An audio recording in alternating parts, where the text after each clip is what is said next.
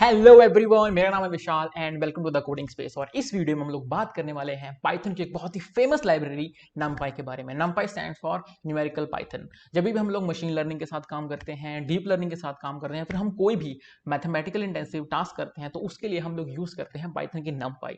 Python की NumPy जो है हमारी ट्रेडिशनल जो पाइथन की लिस्ट है उससे बहुत ज्यादा फास्ट है। अगर आपको उसके बारे में और डिटेल में जाना तो उसके लिए मैंने ऑलरेडी एक डेडिकेटेड वीडियो बनाई हुई है जिसको आप यहाँ से एक्सेस कर सकते हो। तो इस वीडियो में हम लोग देखेंगे कि कैसे हम लोग डिफरेंट NumPy के एरे को क्रिएट कर सकते हैं, उसकी जो भी प्रॉपर्टीज हैं जैसे कि शेप, उसका साइज, उसकी डायमेंशन, उन सबको एक्सेस कर सकते हैं, और कैसे हम मल्टीपल डेटा टाइप के एरेस को क्रिएट कर सकते हैं और डिफरेंट डिफरेंट टाइप के एरे और मैट्रिसेस को हम क्रिएट कर सकते हैं। So let's fire it up. So सबसे पहले हम लोग क्या करते हैं, हम लोग NumPy लाइब्रेरी को इंपोर्ट करेंगे। Import NumPy as NP। हम लोग NP इसलिए यूज करते हैं सो दैट हमें बार बार NumPy ना लिखना पड़े जब भी हम फंक्शंस को कॉल करेंगे।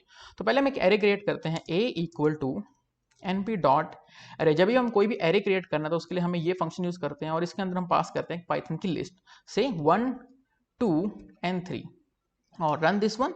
और हम यहाँ पे देख सकते हैं कि ये है हमारा एक एरे जिसके अंदर 3 एलिमेंट्स हैं 1 2 and 3। अब इसकी बहुत सारी प्रॉपर्टीज हैं जिसको हम यूज कर सकते हैं और जो हमारे लिए बहुत ही बेनिफिशियल होगी जब हम लोग इसके ऊपर मैथमेटिकल कंप्यूटेशन को यूज करेंगे, जैसे कि matrix multiplication, vector multiplication etcetera. सबसे पहले हम लोग देखते हैं कि इस एरे की डायमेंशंस कितनी है। तो a n dim, तो इस एरे की डायमेंशन 1 है, ऑब्वियसली एक वेक्टर है ये। और हम देख सकते हैं इसकी शेप क्या है, a डॉट शेप। तो ये एरे एक ऑब्वियसली वेक्टर है तो इसके अंदर सिर्फ और सिर्फ 3 एलिमेंट्स हैं, इसमें सिर्फ और सिर्फ 3 एलिमेंट्स का साइज दिया है, इसमें और कुछ भी नहीं है।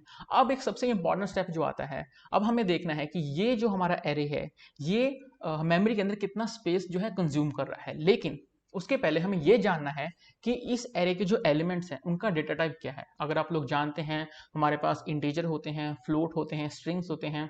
ऑब्वियसली ये स्ट्रिंग और कैरेक्टर तो नहीं है, ये इंटीजर या फ्लोट में से कोई होगा। तो हम लोग टेस्ट कर लेते हैं कि ये क्या है। तो किसी भी एरे का डेटा टाइप जानने के लिए हम लोग यूज करते हैं a डॉट डी टाइप। तो ये है हमारा एक 32 बिट का इंटीजर। NumPy के जो भी एरे होते हैं वो बाय डिफॉल्ट 32 बिट के ही होते हैं, लेकिन हम चाहें तो उनका डेटा टाइप को चेंज कर सकते हैं। तो यहाँ पे अगर हम जाएंगे एरे के अंदर, हम एरे के अंदर लिखेंगे D type equal to np dot int 8। हम लोग क्या करेंगे, हम लोग 8 बिट का एक इंटीजर क्रिएट करेंगे। और अगर मैं यहाँ पे दोबारा से आता हूँ तो a डॉट डेटा टाइप में आएगा हमारा इंट 8। ऑब्वियसली जो हमारा 8 बिट का इंटीजर है वो 32 बिट के इंटीजर से कम स्पेस को कंज्यूम करेगा मेमोरी के अंदर। मैं चाहूँ तो उसको फ्लोट भी बना सकता हूँ, फ्लोट 64। तो अब ये एक 64 बिट का फ्लोट है जो कि बहुत ज़्यादा स्पेस कंज्यूम करेगा। लेकिन जब हम कोई ऐसा काम करते हैं जहाँ पे हमारी एक्यूरेसी बहुत ही इंपॉर्टेंट है, जहाँ पे हम डायमेंशन के 8 पॉइंट तक हमें एक्यूरेसी की इंपॉर्टेंस है, तो उन केसेस के लिए जो हमारा फ्लोटिंग पॉइंट जो है फ्लोट 64 है वो बहुत ही इंपॉर्टेंट हो जाता है। अगर मैं बात करूँ कि ये मेमोरी के अंदर कितना स्पेस ले रहा है तो उसके लिए मैं यूज़ कर सकता हूँ a डॉट n बाइट्स। तो ये जो है कंज्यूम कर रहा है 64 बाइट्स। अब मैं इस डिटेल में नहीं जाऊंगा कि फ्लोट 64 में कितने बाइट्स होते हैं, वो सब होते हैं। उसके लिए अगर मैं आप चाहो तो मैं एक डेडिकेटेड वीडियो बना सकता हूं, लेकिन ये टोटल 64 बाइट्स का यूज कर रहा है। तो हमने बेसिक जो कॉन्सेप्ट है वो कवर कर लिए हैं। अब हम लोग मूव करते हैं कि कैसे मैं अब 2D एरे और 3D एरे को क्रिएट कर सकता हूं और कैसे मैं एक एरे की शेप को भी चेंज कर सकता हूं। तो सबसे पहले मैं क्रिएट करूंगा एक 2D array. So np dot so b equal to np dot array same तरीके से, लेकिन अब यहाँ पे मैं एक लिस्ट के अंदर दूसरी लिस्ट को ऐड करूंगा से। तो 1 2 3 और यहाँ पे मैं एक और लिस्ट को पास करूंगा 4 5 and 6।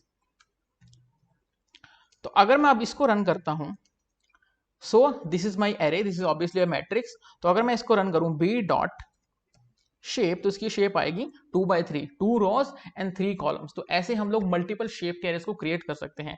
लेकिन अगर मैं इसके डायमेंशन को चेक करूं तो ऑब्वियसली ये एरे एक 2 डायमेंशनल एरे है। सो b डॉट एन डिम, ठीक है। तो आप लोग देख सकते हैं कि ये एक 2 डायमेंशनल एरे है। अब मैं चाहूं तो इसके अंदर एलिमेंट ऐड कर सकता हूं, मैं एक और रो इसके अंदर ऐड कर सकता हूं, लेकिन उससे ये 3 डायमेंशनल एरे नहीं बनेगा। तो अगर मैं यहाँ पे एक रो ऐड करूं 8 9 and 10 और मैं इसको रन करता हूं, तो अभी भी इसकी जो डायमेंशंस हैं वो ऑब्वियसली वो डायमेंशन इसकी 2 ही हैं। यहाँ पे इसके जो एलिमेंट्स हैं वो ज्यादा हो चुके हैं, लेकिन अभी भी इसकी जो डायमेंशन है वो 2 है। इसकी शेप चेंज हो गई है, 3x3 है, लेकिन इसकी जो डायमेंशन है वो 2 है। तो अब मैं क्रिएट करता हूँ एक 3D array. So C equal to np dot array, और उसके लिए हमें चाहिए इसके अंदर 3 लिस्ट। सो 1 2 3, एंड यहाँ पे एक और लिस्ट में ऐड करूंगा मैं 4 5 एंड 6। तो अगर मैं इसकी शेप चेक करूं, सी डॉट शेप इसकी है 1 2 3। ऑब्वियसली यहाँ पे देख सकते हो, यहाँ पे एक थर्ड एलिमेंट भी आ चुका है, ये सिग्निफाई करता है कि ये एक 3 डायमेंशनल एरे है। तो एक बार और कंफर्म कर लेते हैं, सी डॉट एन डिम। तो यहाँ पे दिखा रहा है कि ये एक 3 डायमेंशनल एरे है। तो इस तरीके से हम मल्टीपल डायमेंशन के एरेज को क्रिएट कर सकते हैं। तो अब लोग हम मूव करते हैं, एक और नया तरीका है एरेज को क्रिएट करने का।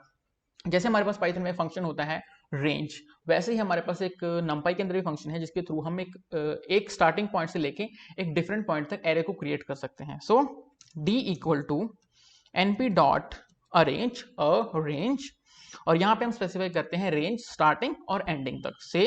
मुझे 1 से 10 तक के एरे को क्रिएट करना है तो 1, और ऑब्वियसली एक उससे कम करता है तो हम यहाँ पे 11 लिखेंगे। तो ये अभी मुझे एरे देगा एक 1 to 10 का।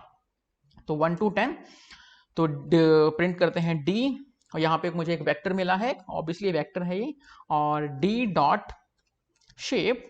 तो ये एक 10 एलिमेंट्स का एक एरे है। तो यहाँ पे चीजें जो हैं वो थोड़ी सी इंटरेस्टिंग हो जाती हैं। अब मैं चाहता हूं कि मैंने एक एरे तो क्रिएट कर लिया है सपोज 10 एलिमेंट्स का, अब मुझे इसकी शेप को चेंज करना है, तो वो भी हम काम कर सकते हैं रीशेप फंक्शन से। तो इसके लिए मैं एक नया वेरिएबल क्रिएट करूंगा, से p equal to D dot reshape. और हमें ये ध्यान देना है कि जब भी हम एक एरे को रीशेप करते हैं तो उसके एलिमेंट्स का हमें ध्यान देना है। तो से इसके अंदर 10 एलिमेंट्स हैं, तो मैं इसके साथ में एक एरे बना सकता हूँ 2 by 5 का, जिसके अंदर 2 रोज होंगे और 5 कॉलम्स होंगे। मैं एक एरे बना सकता हूँ 5 by 2 का, जिसके अंदर 5 रोज होंगे और 2 कॉलम्स होंगे। लेकिन इसके अलावा मैं और कुछ नहीं कर सकता, क्योंकि मुझे अपने एलिमेंट्स का भी ध्यान रखना है। तो से 2 and 5, तो यहाँ पे एक एरे मुझे मिलेगा जो है जिसके अंदर 2 रोज हैं और 5 कॉलम्स हैं। अब यहाँ पे एक ध्यान देने वाली चीज ये है कि मैंने यहाँ पे एक नया वेरिएबल क्रिएट किया है और उसके अंदर मैंने डी डॉट रीशेप को स्टोर किया है। ये मैंने इसलिए किया है क्योंकि जो मेरा रीशेप फंक्शन है वो ओरिजिनल एरे को अफेक्ट नहीं कर सकता। ठीक है, अगर आप अभी भी अगर आप डी को प्रिंट करोगे तो डी वैसा का वैसे ही है, इसके ऊपर कोई भी इसका इफेक्ट नहीं पड़ा है। तो दैट इज वाई मुझे एक नया वेरिएबल को क्रिएट करना पड़ा। तो ये थे हमारे कुछ बेसिक कॉन्सेप्ट्स। अब हम लोग देखते हैं कि हम कैसे मल्टीपल टाइप के एरेज को क्रिएट कर सकते हैं नंपाई को यूज करके। तो से np डॉट जीरोस, और यहाँ पे हम लोग स्पेसिफाई करेंगे एक एरे का size, so let's say 3 and 4। तो ये हमें एरे मिलेगा एक 0 0 0 का, जिसके अंदर सारे के सारे एलिमेंट्स हमारे 0 हैं। और सिमिलर तरीके से हम एक वंस के साथ भी एरे को क्रिएट कर सकते हैं। तो np डॉट वंस एंड से 3 by 4 सेम डायमेंशंस का, और यहाँ पे हमें एक एरे मिला है जिसके अंदर सारे के सारे एलिमेंट्स जो हैं 1 हैं। हम लोग एक ऑब्वियसली एक आइडेंटिटी मैट्रिक्स भी क्रिएट कर सकते हैं, जिसके जो डायगोनल कॉलम्स हैं, जो डायगोनल जिसके एलिमेंट्स हैं वो 1 होंगे।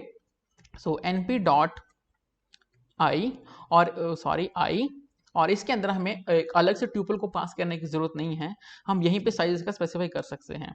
तो यहाँ पे हम लोग देख सकते हैं कि हमारे पास एक एरे है, एक मैट्रिक्स है जिसके जो भी डायगोनल एलिमेंट्स हैं वो 1s हैं।